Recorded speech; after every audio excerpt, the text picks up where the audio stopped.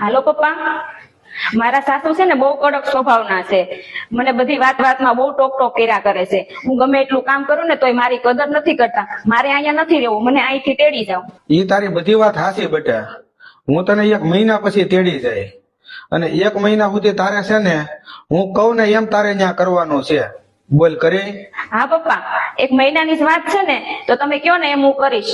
તો જો સાંભળ બેટા, તારે રોજ સવારમાં જાગીને તારા હાહુને પેલા પગે લાગવાનો છે, પછી રોજ સવારે એની હાટુ નાસ્તો બનાવવાનો છે, અને દિવસમાં તને ગમે ત્યારે થોડો કઈ ટાઈમ મળે તો તારે એની પાસે બેસવાનું છે. અને જો બેટા તું આખો દિવસ જે કઈ કામ કરીને એ બધું કામ પેલા તારા હાહુને પૂછીને પછી કરવાનું છે. જેમ તું અહીંયા આપણી ઘરે તારા માનું ધ્યાન રાખતી છે ને એવી રીતે તારા હાહુનું ધ્યાન ત્યાં રાખવાનું છે. હારું, તો 1 મહિનો જ છે હો. 1 મહિના પછી તરત મને તેડી જાજો. હારું બેટા. લ્યો બા સીતારામ.